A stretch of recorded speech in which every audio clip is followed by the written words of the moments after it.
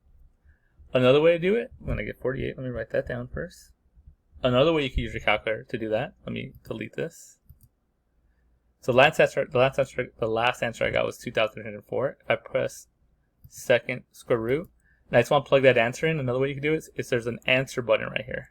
So you press second answer button, it'll just plug in the last answer you got, which is, in this case will be 2,304. And you get 48 again. So 2 ways to do it. I typically just like go up and select the thing I want, but both ways work. Anyway, so that's how you use Pythagorean theorem to solve for your side. And then if you look at a triangle, we're going to use the distance. We're going to use Pythagorean theorem to find out the distance formula. So if I'm trying, the point of this problem here is I'm trying to find the distance between this point here, this point here, and this point there. Right. So if I have 2 points, you could always make a triangle out of it, and I'm just trying to find the distance between those two. So what you do is you try to find the distance between this guy and this guy. And the way you do that would be as I show here. That's x2 minus x1. Right, and the distance between this side, if I'm trying to look at this triangle here, that would be y2 minus y1. So what we have is a triangle. And remember the Pythagorean theorem says a squared plus b squared equals c squared. But in this case, my side here, my a side, is just x squared minus x2 minus x1 squared plus my y, which would be y2 minus y1 squared. If you notice I said y2 minus y1, you can also do y1 minus y2. It doesn't matter because once you square it, no matter what, when you square something, it becomes positive. So either way, it doesn't matter. That's why you see these absolute values, because it doesn't matter. Also, absolute value just means distance in general, because when you talk about distance, you just care about positive values. Anyway, that would equal my distance, c squared. Right, and then how do you get rid of the squared? You square root both sides. And if you do that, you get this formula. Right, you get x2 minus x1 squared plus y2 minus y1 squared and the square root of all of that. So that's where the distance from formula comes from. It just comes from Pythagorean theorem. And we'll use that in a bit. The midpoint formula is a lot easier than it looks. If I'm trying to find the midpoint of these two guys, it's like finding the average of those two guys. So that's all you're doing. And how do you find the average of anything? You add them up and divide by 2. So that's what's going on. You add x1 plus x2 divided by 2. You get the x value. And then to find the midpoint of the y value, you add your y's, y1 plus y2 divided by 2. And then you get your midpoint. So that's how the midpoint formula works. The only thing about it's like the average. You just try to find the average of the 2 points. So you add them up and divide by 2. Okay, let's do that to find answer some questions. Find A, the total distance between P and Q, and B, the coordinates of the midpoint between P and Q. So first we're going to do A. I want to find the total distance. Now that's just the formula we're going to use, which is x2 minus x1 squared plus y2 minus y1 squared. You have 2 points here. You just got to label them properly. It doesn't matter which one's x1 or x2. It's your choice. I just go from left to right. So this would be my x1 and my y1, my x2, my y2. Right, just keep in mind you should have an x and a y in each point, right? It's not x1, x2. It's x1, y1, x2, y2. And then we just sub it in. Substitute in. So I get 6 minus negative 7 squared plus negative 2 minus 4 squared. I just can't mess up my addition here. Double negative makes a positive. So that becomes 13 squared. Plus negative 2 minus 4 is negative 6 squared. Now remember when you square a negative, it does become positive. So that just actually turns out to be 36. 13 squared is 169. Add those up, take the square root. I'm a little lazy here, so I have a calculator, why not use it? It's probably something I should know anyway. I'm going to be embarrassed. 36. So I get 205. I don't think I should know that. So do the square root of 205, which is my answer. Because that's a decimal. If I take the square root of that, right, I just get 14 point something. So I'm going to leave it at square root of 205. B, they want to find the midpoint. So again, midpoint should be some point around there-ish. Not going to be exact. I think the midpoint's the easiest formula in the world. It's just add them up and divide by 2. So if you want to find the midpoint of your x's, you add them up and divide by 2. If you want to find the midpoint of your y's, you add them up and divide by 2. So my midpoint is just going to be, what's my x's? Negative 7 plus 6 divided by 2. And my y's are going to be 4 plus negative 2 divided by 2. If I simplify that, I get -1/2, -7 plus 6. And then over here I get 2 divided by 2, which is 1. So there's my midpoint. Point right there. Okay, next question. Suppose that P is an endpoint of a segment PQ and M is the midpoint. Find the coordinates of Q. So this one's a little different. So they're giving you a point. Let's only draw it just for the sake of it. P, Q, and M. And this time they're giving you these 2 points and the midpoint, but you don't have Q. Okay, so the way we do this is kind of set the exact same way we set this up, except I'm going to label my Q as X and Y. That. Okay, so how do we find the midpoint, right? So I don't know what Q is, I'm just going to label it X and Y. How do you find the midpoint? You add the X values up, divided by 2. You add the Y values up, divided by 2. So if I want to find my midpoint, I'm going to do 13 plus X divided by 2, comma, 5 plus Y divided by 2. And I know this should equal the midpoint, which is -2, -4, because that's what they told me. So that's all it is. They're like, hey, we have a point here and we have a midpoint. Find the other point to it. Well, label that point x, y because you don't know what it is, and then set up the equation like you always would. If I want to find the midpoint of these two guys, I'm going to add up the x's divided by 2, add up the y's divided by 2, and I know what it equals. So now we just separate it. This guy's going to equal -2, so 13 plus x over 2 equals -2. And then this guy should equal -4. So 5 plus y over 2 equals -4. You solve them each separately. I think the easiest way to solve this is just multiply by the reciprocal. Right, you want to get rid of the 2 in the denominator here, so multiply both sides by 2. These cancel. You get 13 plus x equals -4. Subtract 13. You get x equals -17. Over here, multiply by 2. You get 5 plus y equals -8. Subtract 5. Y equals -13. So my midpoint, my point Q is -7 and -13. Like that. Okay, last one. Estimated and projected enrollments in the 2 colleges for 2016, 2018, 2020 are shown in the table below. Use the midpoint formula to estimate the enrollment to the nearest thousand of 2017, 2019. So we're trying to figure out what the enrollment is for 2017, which would be right here, and 2019. So all we're going to do is take the midpoints of these two guys. So, right, if I want to get 2017, all I'm going to do is take the midpoint 2016 plus 2018. Like I said, it's like finding the average divided by 2. And we'll do the same thing with enrollment. 7194 plus 7500 divided by 2. Right, if I take the midpoints of these two guys here, 2016, 2018, it's gonna give me 2017, and it'll give me the average enrollment between those years. And for that, I'll use a calculator. Because it's an application problem, you're always allowed to use a calculator on an application problem. Plus 7500 divided by 2. I get 7347. And then if you did these two, right, what's the midpoint between 2016 and 2017? You don't have to do the math, it's 2017. So right there, the enrollment in 2017 would be about approximately 7,347. And I could do the same thing for 2019, but I'll stop here so we get end a little early. There we go. That's the lesson.